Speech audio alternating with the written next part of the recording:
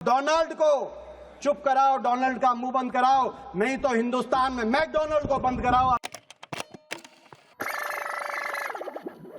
दुख की बात यह है कि 28 बार अमेरिका के मुखिया ने अपने मुंह से ये बात कही और लगातार कह रहे हैं, लेकिन हमारे देश के मुखिया ने एक बार भी उसका खंडन नहीं किया कि अमेरिका के राष्ट्रपति झूठ बोल रहे हैं, गलत बोल रहे हैं। अमेरिका को भी चुनना होगा, अमेरिका को भी चुनना होगा। अमेरिका को कैसे संबंध चाहिए हिंदुस्तान के साथ? दुनिया की एक शक्ति है हिंदुस्तान, भारतवर्ष को पाकिस्तान से का बराबरी नहीं कर सकता अमेरिका। अमेरिका को भी चुनना होगा। और मैं आपसे भी कहना चाहता हूं, आपको भी रास्ता चुनना होगा। या तो आंख दिखाओ या हाथ मिलाओ, या तो बातचीत करके अमेरिका से संबंध सुधारो और डोनाल्ड को चुप कराओ, डोनाल्ड का मुंह बंद कराओ, नहीं तो हिंदुस्तान में मैकडोनाल्ड को बंद कराओ। अमेरिका को अधिकार नहीं है, दोनों घोड़ों पे सवार होकर चलने का अधिकार नहीं है। मैडम स्पीकर, मैं आज इस सदन में क्रोध, वेदना और अपमान की भावना लेकर खड़ी हूं। अपमान उन सिपाहियों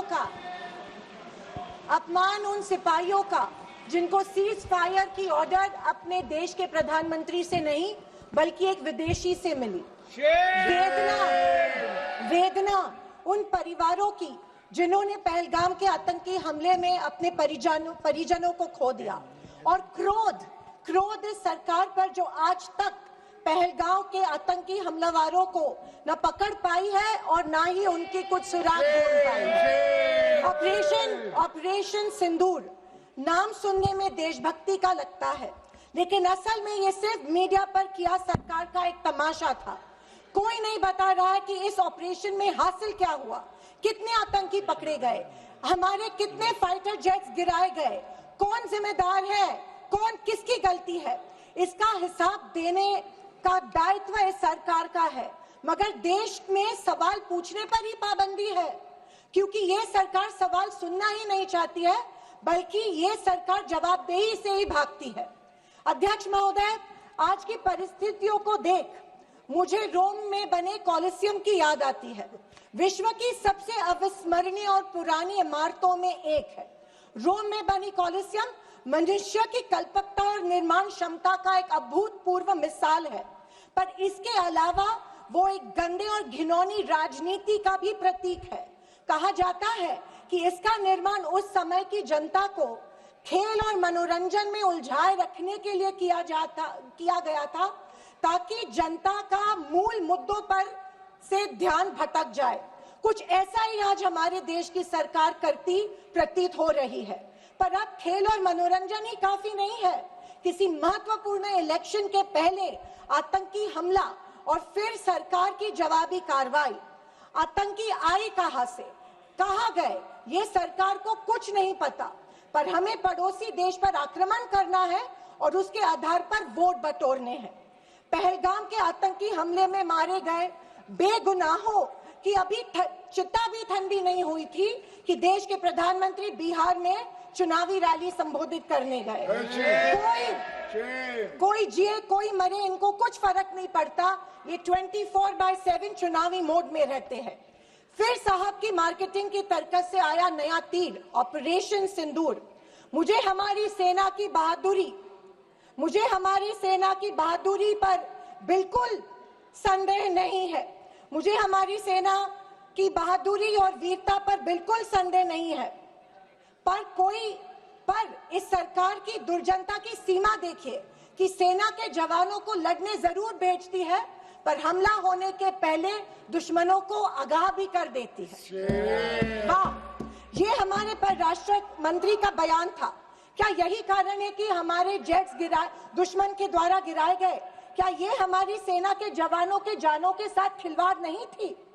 खैर, जो इंसान मानता हो कि इस सेना के जवान की तुलना में एक व्यापारी ज्यादा खतरा मोल लेता है, उससे हम अपेक्षा ही और क्या करें।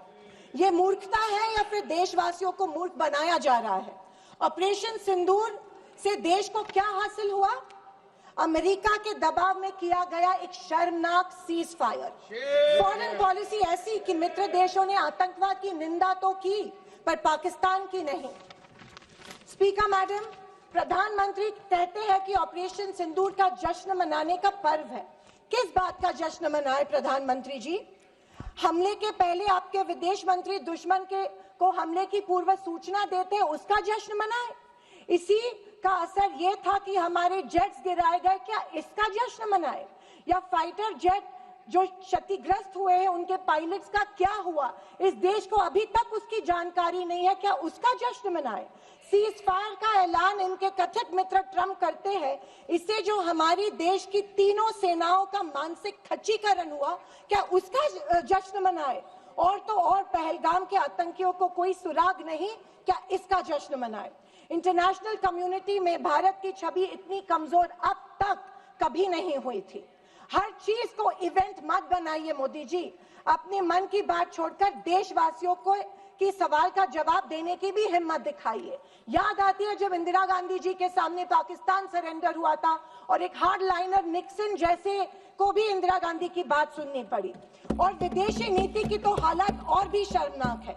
हमारे पड़ोसी नेपाल, बांग्लादेश और श्रीलंका जो कभी भारत के सबसे करीब थे, आज हमारी पीठ पीछे चीन से हाथ मिला रहे हैं। एक समय था जब भारत के पास नेबरहुड फर्स्ट की नीति थी और आज हमारे पड़ोसी हमें लास्ट प्रायोरिटी मानते हैं। स्पीकर मैडम, विदेश जाकर इंडियन डायस्पोरा के साथ तस्वीर खिंचवाना ही विदेश नीति बन गई है। अब ये सरकार प्रश्न पत्र भी खुद बनाती है और उत्तर भी खुद तय करती है। जनता से कोई संवाद नहीं, पार्लियामेंट में कोई ट्रांसपेरेंसी नहीं। ये सरकार केवल प्रचार की मशीन बनकर काम कर रही है। पहलगांव के शहीदों के परिवारों को जवाब कौन देगा? सरकार की कूटनीति की असफलताओं को जवाब कौन देगा? चीन की बढ़ती घुसपैठ और पड़ोसी देशों की बेरुखी का जवाब कौन देगा? अगर सरकार जवाब नहीं देती है तो सरकार को सत्ता में बने रखने का कोई अधिकार नहीं है। विपक्ष का हर सांसद लोगों के सवालों को उठाता रहेगा और अगर सवालों से डरती है तो कुर्सी छोड़ो। ये कुर्सी, ये पद जवाबदेही का है, सिर्फ इवेंट सेलिब्रेशन का नहीं है। और अंत में मैं इतना ही कहना चाहती हूँ कि आवाज न सुनी हमारी कुछ गम नहीं, आवाज न सुनी हमारी कुछ गम नहीं, मजलूमों की चीखें तो सुन लीजिए। मन की बातें बहुत कर ली साहब, वक्त मिले तो देशवासियों की गुहार भी सुन लीजिए। थैंक यू महोदय, जय हिंद।